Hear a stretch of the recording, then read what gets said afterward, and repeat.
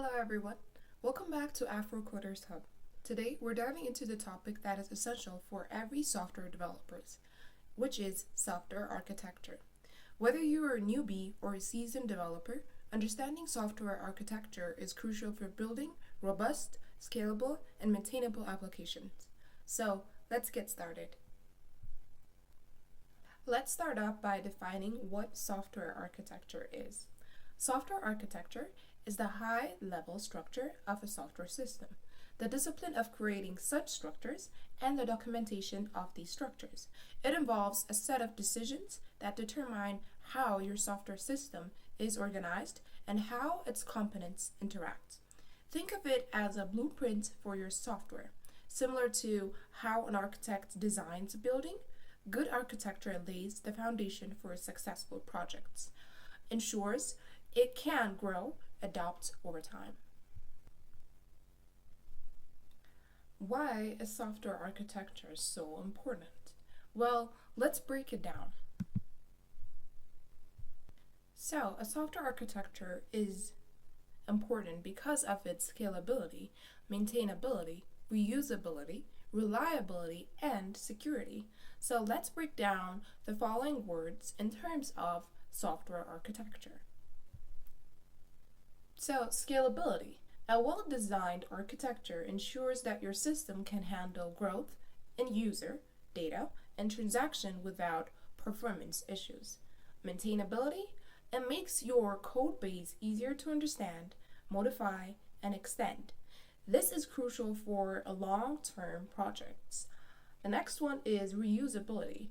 Proper architecture promotes code reuse, saving time and efforts when developing new features.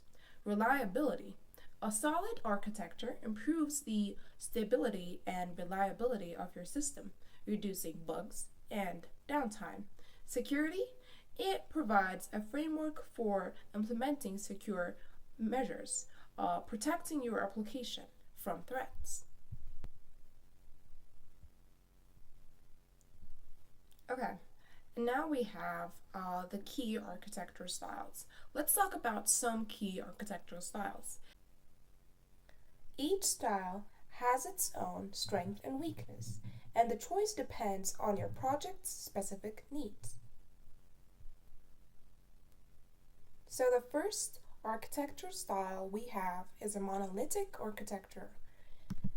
Monolithic architectures are when all the components are interwoven into a single application.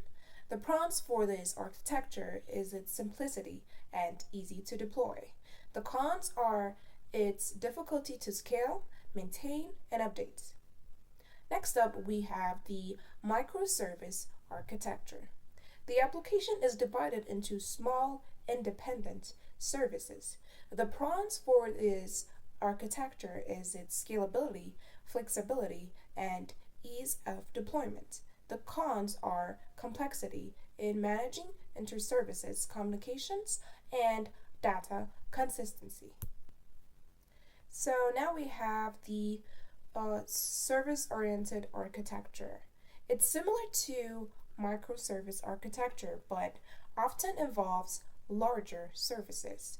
The pros for this architecture is reusability and scalability. And the cons are complexity and potential for service blocks. The next we have event-driven architecture. You could get the definition from the name itself. It's when the components communicate via events. And the pros for this architecture is its high scalability and decoupling. And the cons are debugging can be challenging, potential for high latency. And next we have the layered architecture or N-tier architecture. It divides the system into layers. The layers could be like presentation layer and the business logic and also the data. These are the layers. And the pros for these architecture is separation of concern and easier maintenance. The cons can be less efficient, like potential for tight coupling between layers. Now, let's break down the core components of software architecture. So, modules are the individual units of functionality, such as classes, functions, or microservices. And an interface is how modules communicate with each other, including APIs and protocols. And data storage is where and how data is stored, whether in a database, files, or cloud storage. And the middleware is a software that connects different components, such as message brokers or API gateways. And the user interface is the part of the system that interacts with the users, including it could be web pages, mobile apps, and desktop applications. So a great architecture adheres to certain design principles. Here are some key ones. The first one is separation of concern. Different aspects of our application should be managed by separate parts of code. And then we have the single responsible principle. Each module or class should have one and only one reason to change. And the open-closed principle. Software entities should be open for extensions but closed for modification. The Litzkopf's substitution principle is objects should be replaceable by instances of their subtypes without altering the correctness of the program. Then the interface segregation principle. No client should be forced to depend on methods it does not use. And the dependency inversion principle is high-level modules should not depend on low-level modules. Both should depend on abstraction. Next, we have the design patterns. Design patterns are proven solutions to common problems in software design. Here are a few widely used patterns. The singleton ensures a class has only one instance and provides a global point of essence to it. The factory method defines an interface for creating an object but allows subclasses to alter the types of objects that will be created. The observer defines a one-to-many dependency between objects so that when one object changes states, all its departments are notified. The strategy defines a family of algorithms, encapsulates each one, and makes them interchangeable.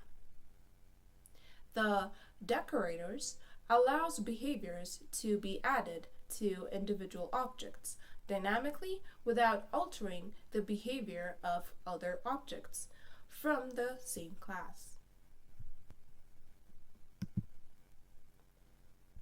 To wrap up, here are the best practices for software architecture. The first one is documentation. It allows documents your architecture design and decisions. This helps in onboarding new team members and maintaining the project. The code review. Regular code review ensures that your architecture principles are being followed. The testing implements comprehensive testing, including unit testing, integration testing, and end-to-end testing.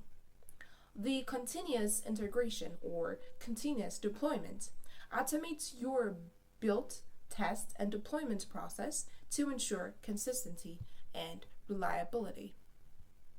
The scalability planning allows designs with future growth in mind. Make sure your architecture can handle increased load and complexity.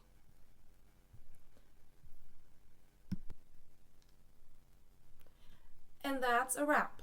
We have covered a lot today.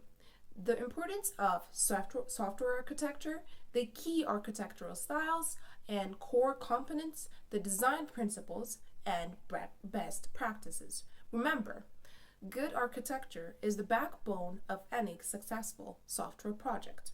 It helps you build scalability, maintainability, and robust applications. Thank you for watching. If you found this video helpful, please like, share, and subscribe to Afro Coder Sub. See you in the next video.